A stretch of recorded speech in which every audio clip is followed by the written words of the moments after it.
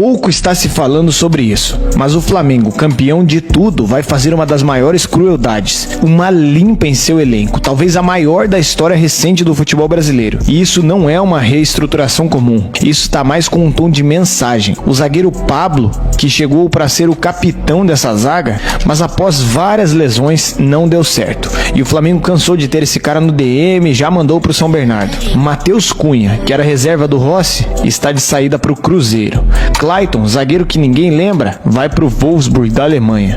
Aí você me diz, tá bom, mas esses eram reservas, nem vão fazer tanta diferença assim no time. Errado. Matias Vinha, que já foi um cara importante, um pilar nesse elenco do Flamengo, lateral e zagueiro da seleção uruguaia, não tem mais clima. Felipe Luiz nem relacionou ele pro Intercontinental. Um cara que custou milhões, seleção da Copa, fora.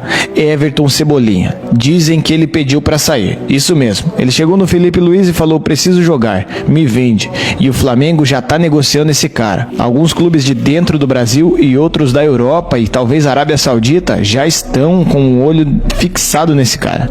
Juninho, o jovem que tem tudo pra estourar, está muito perto do Bahia. Michael, que se tornou um pequeno ídolo em 2020, ficou 5 jogos no banco. Chegou a jogar no Sub-20. Sim, o cara que veio pra ser uma opção nessa ponta, acabou tendo que jogar no Sub-20. E o Corinthians já está de olho no futebol do pequenino. E agora vem o peso de verdade. De La Cruz, que custou 1,5 milhão por mês de salário, mais a grana da transferência pro River Plate, tem um problemão no joelho. E o Flamengo já contratou esse cara com problema. E a resenha é clara, se aparecer uma proposta razoável, já era, ele sai. Alan, 8 milhões de euros do Atlético Mineiro, mais de 1 milhão por mês de salário. Não rendeu até agora e tá na geladeira. Isso não tá parecendo uma renovação de elenco, tá parecendo uma selva onde sobrevivem os mais fortes. Nesse caso, quem entrega títulos, o resto é rua. Mas a saída desses jogadores de peso trazem um espaço para contratações bilionárias.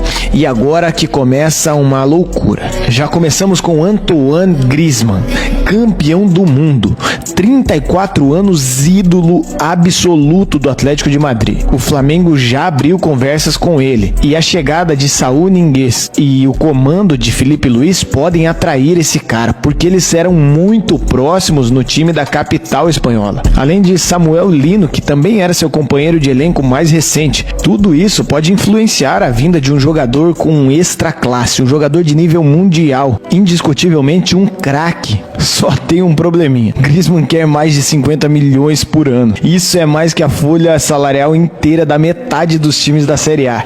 E sabe o que é pior? O Flamengo tem o dinheiro, mas a diretoria por enquanto tirou o pé do acelerador e acha que isso está fora da realidade. Até porque já não é um jogador no seu auge. E outro nome sinistro que interessa o Flamengo é o destaque da Juventus, o atacante sérvio Dusan Vlahovic.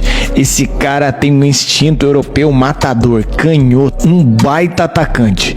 Mas José Boto diz que o problema não é o dinheiro para trazer esses caras. Olha a soberba aí. O problema é convencer esses caras a querer jogar no Brasil. Imagina o Vlahovic, que está desfilando sua canhota sinistra na Champions League, jogar contra o Madureira num sol de 40 graus no Carioca. Mas tem outro nome que vem com muito peso para vestir a camisa do Flamengo. Um cara que no Mundial de Clubes mostrou de verdade o seu valor. Provou que pode sim estar na primeira prateleira do futebol mundial, deitando para cima dos europeus e não sentindo o peso de jogos grandiosos com times de Champions League. E ele se chama John Arias, colombiano do Fluminense, que foi pro Wolverhampton nessa temporada. Na história recente, esse cara se tornou um ídolo do Fluminense. Ponta direita, meia, versátil, um verdadeiro tanque de guerra e um motorzinho no meio campo.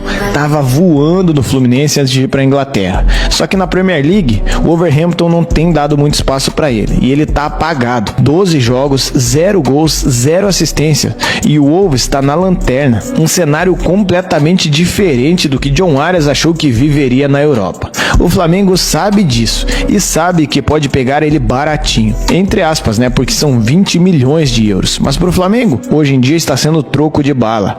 Aí tem um detalhe suculento. O Fluminense tem 10% de uma futura venda. Ou seja, se o Flamengo contratar, o rival ganha dinheiro. E lembra que o Flamengo liberou reserva de Rossi pro Cruzeiro? Pois é, talvez esteja chegando o Neuer brasileiro, Gabriel Brazão, goleiro do Santos.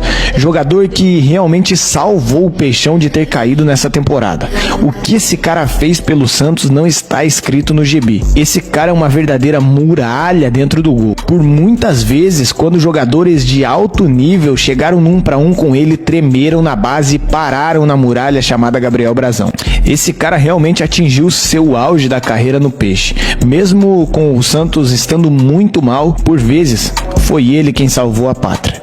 E o Bayern de Munique já viu isso e ofereceu 12 milhões de euros por ele. O Bayern, o time que só teve goleiros monstruosos através da história. E o Flamengo tá ali na disputa. A esperança é que o Santos caísse pra Série B para talvez pegar esse cara mais barato. Mas não foi isso que aconteceu, porque Gabriel Brazão fechou o gol e não deixou o Peixe cair. Agora, se você é torcedor do Flamengo, você vai me perdoar. Mas o Flamengo é a pior coisa que podia acontecer pro futebol brasileiro. Eles têm 2 bilhões de receitas, enquanto o Palmeiras tem 1,2 bilhão, o Corinthians 800 milhões, todos os outros estão abaixo dos 600 milhões.